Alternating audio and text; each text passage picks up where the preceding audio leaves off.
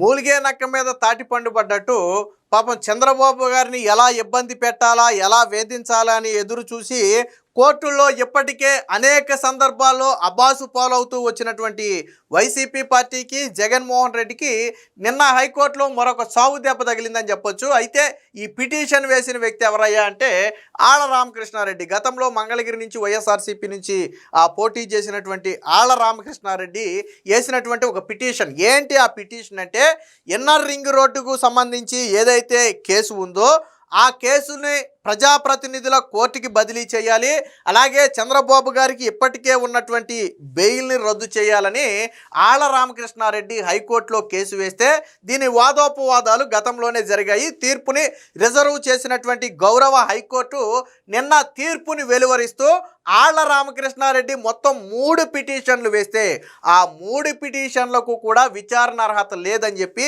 High court అయితే కొట్టివేస్తూ చెప్పుతో కొట్టినట్టుగా ఒక సమాధానం చెప్పింది. అంటే అధికారంలో ఉన్నప్పుడే 5 ఏళ్ల పాటు ఏమీ పీకలేదు. జగన్మోహన్ రెడ్డి 5 ఏళ్ల పాటు సీఎంగా ఉన్నాడు కదా. ఇప్పుడు నువ్వు కోర్టులో వేసినటువంటి కేసులు గతంలో జగన్మోహన్ రెడ్డి ఉన్నప్పుడు వేసినటువంటి కేసులే కదా. మరి ఎందుకు అందులో ఆధారాలను బయటపెట్టి శిక్ష వేయించలేకపోయారు? ఎందుకు ఆధారాలు బయటపెట్టి శిక్ష వేయించలేకపోయారు? 5 ఏళ్ల తర్వాత మళ్ళీ సీఎం పదవి దిగిపోయిన తర్వాత ఇప్పుడు మళ్ళీ కోర్టుల్లో దాన్ని కదిపే ప్రయత్నం. ఆల్రెడీ ఇప్పటికే ఆ సిఐడి మిస్టేక్ ఆఫ్ ఫ్యాక్ట్ కింద దాన్ని రాసి ఆధారాలు లేకుండానే కేసు పెట్టినట్టుగా ఒప్పుకుని కోర్టులో ఆల్రెడీ ఇచ్చింది. అది కింది కోర్టులో దాన్ని తీర్పు రావాల్సి ఉంది, అది పెండింగ్లో ఉంది. కానీ ఇప్పుడు దాని ప్రజాప్రతినిధుల కోర్టుకు పంపాలి, సిబిఐకి కేసును మళ్ళీ ఇంకో పిటిషన్ ఏంటంటే ఈ కేసును సిబిఐకి ఇవ్వాలంట. జగన్మోహన్ రెడ్డి ఉన్నప్పుడే ఇవ్వచ్చు కదా.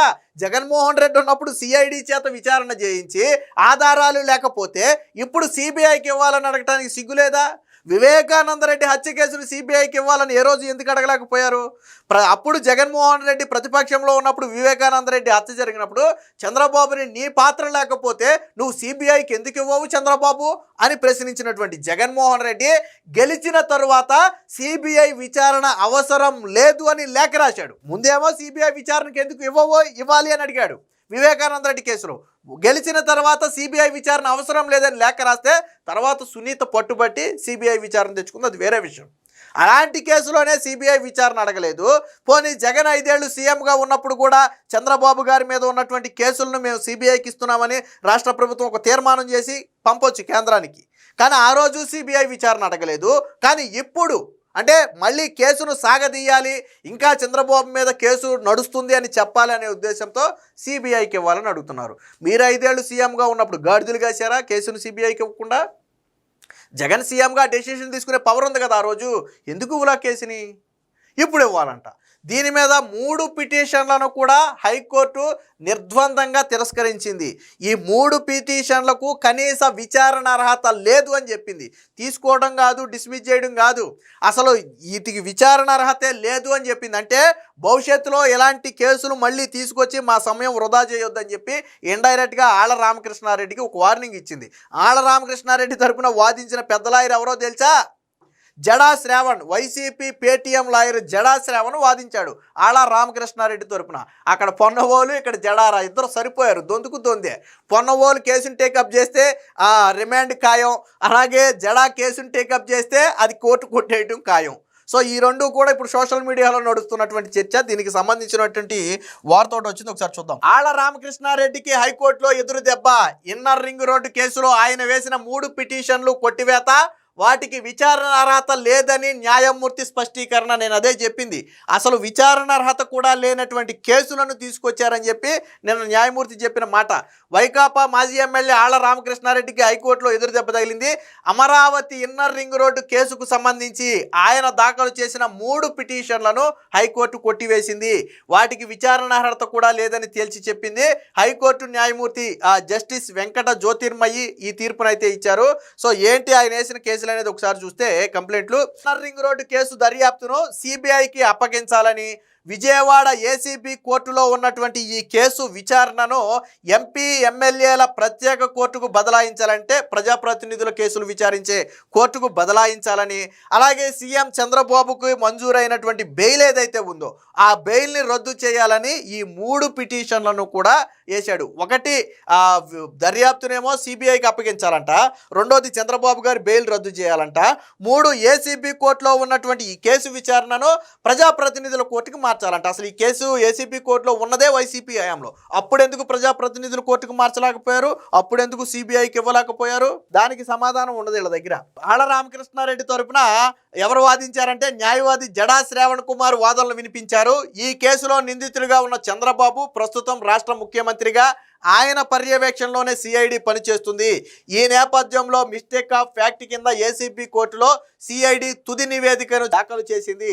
సిఐడి స్వతంత్రంగా దర్యాప్తు చేసే పరిస్థితి లేనందున ఆ బాధ్యతను సిబిఐకి అప్పగించాలి.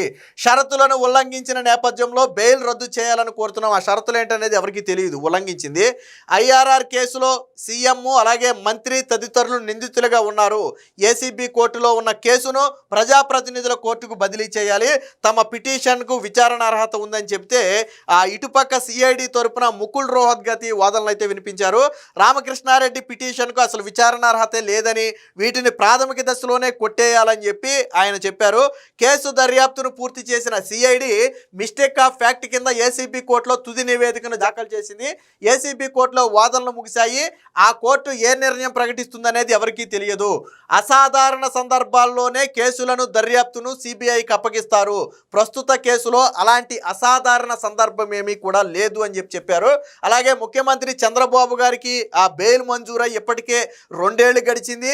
ఈ కేసుకు సంబంధించినటువంటి రికార్డులన్నీ కూడా ఆల్రెడీ సంబంధిత కోర్టుల వద్ద ఉన్నాయి కాబట్టి ఇప్పుడు చంద్రబాబు గారి బెయిల్ రద్దు చేయాలనే వాదనకు కూడా ఎటువంటి పస కూడా లేదని చెప్పి ఆయన అయితే వాదించారు. ప్రజాప్రతినిధులపై కేసులను విచారించే ప్రత్యేక కోర్టు కేవలం తుది విచారణను మాత్రమే చేస్తుంది. విచారణకు ముందు జరిగే ప్రక్రియ అంటే ప్రీ ట్రయల్ మొత్తం కూడా సంబంధిత కోర్టులే చూస్తాయి. ఈ నేపథ్యంలో ఏసీబీ కోర్టులో ఉన్నటువంటి కేసును ప్రజాప్రతినిధుల ప్రత్యేక కోర్టుకు బదిలీ చేయాలని అభ్యర్థించే అర్హత ఆళ్ల రామకృష్ణారెడ్డికి లేదని చెప్పి వాదించారు. వాస్తవానికి ఏంటంటే ప్రజాప్రతినిధుల కోర్టులో తుది కేసును మాత్రమే వాళ్ళు తీసుకుంటారు. అంటే కింది కోర్టుల్లో ట్రయల్ మొత్తం కూడా పూర్తి అయిపోయి కేసు ఒక కన్క్లూజన్కి వచ్చిన తర్వాత మాత్రమే ప్రజాప్రతినిధుల కోర్టు దాని మీద ఒక డెసిషన్ తీసుకుంటుంది. బట్ ఈ ట్రయల్ అంతా కూడా కింది కోర్టుల్లోనే జరుగుతుంది. సో ఇప్పుడు ఆయన చెప్పింది కూడా అదే, ఈ ట్రయల్ అంతా కూడా కింది కోర్టుల్లోనే జరగాలి కాబట్టి ఇప్పుడు అది ప్రజాప్రతినిధుల కోర్టుకి బదిలీ చేయాలి అనే వాదనకు అర్థమే లేదని చెప్తే ఇరుపక్షాల వాదనలు విన్నటువంటి న్యాయమూర్తి తీర్పునైతే రిజర్వ్ చేశారు. ఈ తీర్పుని సోమవారం నాడు ప్రకటిస్తూ ఆళ్ల రామకృష్ణారెడ్డి వేసినటువంటి 3 పిటిషన్లకు కూడా కనీస విచారణార్హత లేదు కాబట్టి వీటిని పూర్తిగా కొట్టివేస్తున్నామని చెప్పి నిన్న హైకోర్టు ప్రకటించడంతో అటు జడా శ్రావణ్కి ఇటు ఆళ్ల రామకృష్ణారెడ్డి ఇద్దరికి కూడా హైకోర్టు లెంపకాయలు వేసినట్టుగా అయ్యింది. అంటే వీళ్ళు అధికారంలో ఉన్నప్పుడు పెట్టినటువంటి కేసు ఇప్పుడు వీళ్ళు అడుగుతున్నటువంటి సిబిఐని అప్పుడే అడగొచ్చు, ఇప్పుడు వీళ్ళు చెబుతున్నటువంటి ప్రజాప్రతినిధుల కోర్టుకి బదిలీ చేయమని అప్పుడే చెప్పొచ్చు. కానీ ఇవేమీ అప్పుడు చేయలే. ఎందుకు చేయలేదు అనే దానికి వైసీపీ నుంచి సమాధానం ఉండదు. జగన్ 5 ఏళ్ళు సీఎంగా ఉన్నాడు, 1 రోజు 2 రోజులు కాదు. కానీ ఎందుకు చేయలేదనేది చెప్పరు. ఇప్పుడు కూడా వాళ్ళ ఉద్దేశం ఒకటే. ఫర్ ఎగ్జాంపుల్ దీన్ని హైకోర్టు కన్నా దీన్ని సిబిఐకి ఇవ్వండి అందనుకోండి, ఇక సాక్షిలో పుంకాల కథనాలు స్టార్ట్. చంద్రబాబు మీద CBI enquiry, high court serious, high court వెంటనే సిబిఐకి ఇవ్వాలని ఆదేశించింది, చంద్రబాబు బండారం బయటపడుతుంది. ఇది సాక్షిలో వచ్చే హెడ్డింగ్లు. ఆడు ఈశ్వర్ గాడు వస్తాడు, సొల్లు చెప్పుకుంటూ వస్తాడు. ఆడొచ్చాడంటే మాట్లాడే మాటలన్నీ కూడా ఇదే పని 5 ఏళ్ళు వీళ్ళు సీఎంగా ఉన్నప్పుడు చేయొచ్చు, చేయలేదు. సో ఏది ఏమైనా జగన్మోహన్ రెడ్డికి ఇప్పుడే టీటీడీ లడ్డూ మీద ఎదురు దెబ్బ తగిలింది, పరకామణి విషయంలో ఎదురు దెబ్బ తగిలింది, ఆల్రెడీ ఇటీవల ఇంకొక దాంట్లో ఏదో కూడా ఒక ఎదురు దెబ్బ తగిలింది. తాజాగా జగన్మోహన్ రెడ్డి సొంత కేసుల్లో కూడా ఎదురు దెబ్బ తగిలింది. స్వయంగా కోర్టుకు హాజరవ్వమని చెప్పి హైదరాబాద్లో సిబిఐ కోర్టు ఆదేశిస్తే చచ్చినట్టు వెళ్ళి హాజరై వచ్చాడు. ఇప్పుడు తాజాగా ఈ విషయంలో ఎదురు దెబ్బ. ఇదే ఆళ్ల రామకృష్ణారెడ్డి మంగళగిరి పార్టీ ఆఫీసును అక్రమంగా నిర్మించారని కోర్టులో కేసు వేస్తే ఆ కేసును కూడా కొట్టేశారు గతంలోనే. అది వైసీపీ అధికారంలో ఉండగానే కొట్టేసినట్టున్నారు దాన్ని. అంటే ఇవి లేసేవన్నీ కూడా ఫాల్స్ కేసులు, కేవలం న్యాయస్థానాల్లో ల్యాగ్ చేయడానికి, వీళ్ళ సాక్షి పత్రికలో సాక్షి ఛానల్లో కథనాలు రన్ చేసుకుని డిబేట్లు పెట్టుకోవడానికి తప్ప ఇందులో ఏమీ వాస్తవం లేదు. ఇకనైనా ఆళ్ల రామకృష్ణారెడ్డి కావచ్చు, జగన్మోహన్ రెడ్డి కావచ్చు, ఇలాంటి పసలేని కేసులు తీసుకెళ్లి అబాసు పాలవడం కంటే నిజంగా మీ దగ్గర ఏదైనా ఆధారాలు ఉంటే దాన్ని తీసుకెళ్ళి ఇదిగో నిజమే చంద్రబాబు నాయుడు అవినీతి చేశాడు అని నిరూపించే స్థాయిలో మీ దగ్గర ఏదైనా కేసు ఉంటే అలాంటి కేసులు తీసుకురావాలా. 6.5 లక్షల కోట్ల అవినీతి చేశాడు చంద్రబాబు నాయుడు అని జగన్ ఒక పుస్తకం ముద్రించాడు. మీకు గుర్తుందో లేదో, గతంలో దానికి 10 తలలు పెట్టి రావణాసుడిలాగా ఒక ఫోటో పెట్టి చంద్రబాబు నాయుడిని, చంద్రబాబు నాయుడు 6.5 లక్షల కోట్ల అవినీతి, 10.5 లక్షల కోట్ల అవినీతి అని ఒక పుస్తకం వేశాడు. ఏది 2019 ఎన్నికలకు ముందు జగన్మోహన్ రెడ్డి వేసిన పుస్తకం అది. అందులో రాశాడు చంద్రబాబు నాయుడు ఇందులో ఎంత తిన్నాడు, ఇందులో ఎంత తిన్నాడు అని రాశాడు. 5 ఏళ్ళు సీఎంగా ఉన్నటువంటి జగన్మోహన్ రెడ్డి ఏమీ దొరక్క 100 కోట్ల రూపాయలు విలువ చేయని స్కిల్ డెవలప్మెంట్ కేసు పెట్టాడు.